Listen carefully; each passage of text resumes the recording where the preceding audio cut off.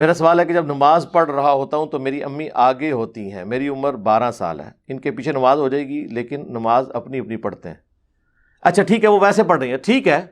وہ مسلم شریف میں ایک حدیث ہے کہ 3 چیزیں نماز کو قطع کر دیتی ہیں، عورت اور گدھا اور جو ہے ایک شاید تیسرا کتا ہے۔ تو حضرت عائشہ نے اس بات کا بڑا برا مانا کہ بھئی تم نے ہم عورتوں کو مطلب اس کے ساتھ ذکر کر دیا۔ انہوں نے کہا جی حدیث ہے۔ تو اماں عائشہ نے کہا تم حدیث سنا رہے ہو، تم بخاری مسلم دونوں میں ہے، اور امام مسلم یہ اماں عائشہ والا فتویٰ بعد میں لے کے آئے ہیں یہ بتانے کے لیے کہ اس حدیث کا یہ مطلب نہیں تھا، اور یہ حدیث منسوخ ہے اگر کوئی مطلب بھی لے گا۔ مطلب اس لیے نہیں تھا، مطلب اس کا یہ تھا کہ ان 3 چیزوں کی وجہ سے کوئی شخص نماز میں کسی اور طرف متوجہ ہو سکتا ہے۔ مطلب عورت سامنے سے گزرے تو غیر محرم عورت، یہاں تو مولویوں کا یہ حال ہے کہ آپ برقعے والی عورت بھی اپنے ساتھ لے کے اپنی بیوی بیٹھے ہو نا، وہ اللہ کے فضل سے اسے بھی بغیر اس دیکھے نہیں گزرنے دیتے۔ تو ظاہر ہے نماز کے دوران اگر عورتیں سامنے سے گزریں گی تو لوگ تو متوجہ ہوں گے نا، تو نماز کو یعنی ایک ڈسٹرب کرنے والی چیز، اس میں عورت کا قصور نہیں ہے۔ ہاں یہ ذہن میں رکھیے گا، اس مرد کا ہے نا۔ صحیح مسلم میں حدیث ہے، مجھے میرے رب نے حکم دیا ہے کہ اچانک میری نگاہ اٹھے تو میں اسے فوراً ہٹا لوں۔ اسی پہ کہا جاتا ہے پہلی نگاہ معاف ہے، یعنی پہلی نگاہ میں چھوڑ کے نہیں آنا، پہلی نگاہ معاف ہے، یہ پڑھی تو آپ فوراً ہٹا لیں، دیٹس آل، تو معاف ہے۔ تو امام مسلم اس سے آگے جا کے حدیث لے کے آئے، اور وہ حدیث بخاری میں بھی ہے۔ اماں عائشہ کہتی ہیں کہ ان دنوں ہمارے گھروں میں چراغ نہیں ہوتے تھے اور گھپ اندھیرا ہوتا تھا، حجرہ بھی تنگ تھا، اللہ کے نبی نماز پڑھتے تھے اور میں آپ کے سامنے لیٹی ہوئی ہوتی تھی۔ آپ تو کہہ رہے ہیں والدہ سامنے نماز پڑھ رہی ہیں، یہ اس سے بھی ورس کنڈیشن۔ اور نبی علیہ السلام جب سجدے میں جانے لگتے تو میرے پاؤں کو ٹو دیتے، میں اپنے پاؤں سمیٹ لیتی، اور جب آپ قیام کی طرف واپس جاتے پھر میں پاؤں سیدھے کر لیتی۔ اب اس حدیث سے کئی ایک رزلٹ نکلے۔ ایک تو یہ کہ اگر سامنے بیوی یا محرم لیٹی بھی ہو، اکثر یہاں پنجاب میں کہ سامنے خالی چرپائی بھی ہو تو نماز نہیں ہوتی، اور بندہ بھی ہوتے لیٹا ہے، کوئی مطلب کوئی جرادہ نہیں تسی پڑھنے لگے بندے دا، نماز سے اللہ سے پڑھ رہے ہو۔ کوئی لیٹا ہو فوراً اٹھ جاتا، اس میں میرا جرادہ پڑھنے لگا، نہیں نماز پڑھ کے فارغ ہوا تو میں بھی گیا۔ انج نہیں ہوتا جناب، ایسے سے وہم ڈلے ہوئے۔ تو اس سے انہوں نے بتایا کہ نماز ہو جاتی ہے۔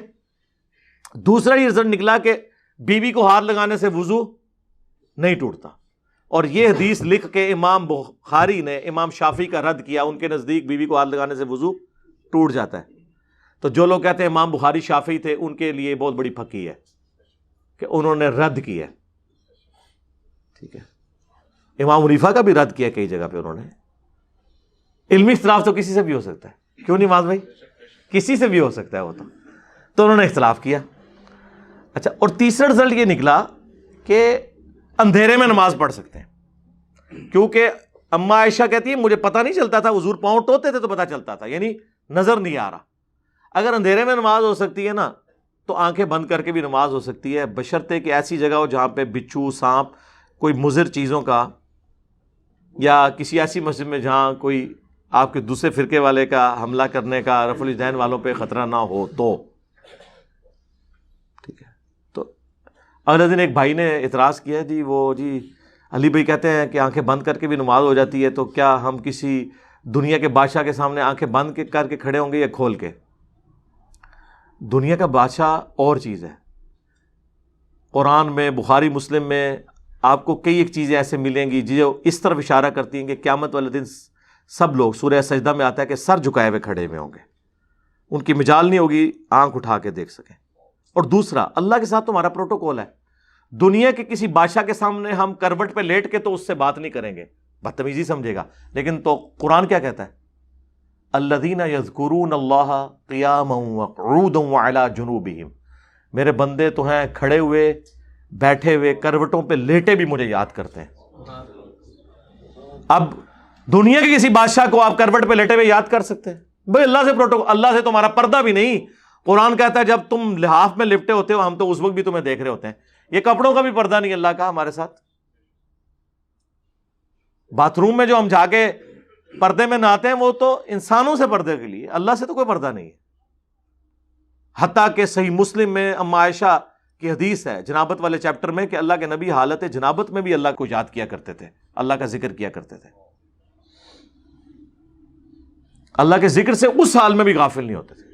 جامعہ ترمذی میں، سنن ابی داؤد میں مولا علی کہتے ہیں کہ رسول اللہ کو صلی اللہ علیہ وآلہ وسلم حالت جنابت کے سوا کوئی اور حالت قرآن پڑھنے سے مانے نہیں ہوتی تھی، یعنی آپ علیہ السلام صرف جنابت کی حالت میں قرآن نہیں پڑھتے تھے اور جنابت کی حالت میں باقی سارے اذکار کرتے تھے، قرآن نہیں پڑھتے تھے، لیکن اس کے علاوہ ہر حال میں آپ قرآن پڑھ لیتے تھے، یعنی بغیر وضو کے بھی۔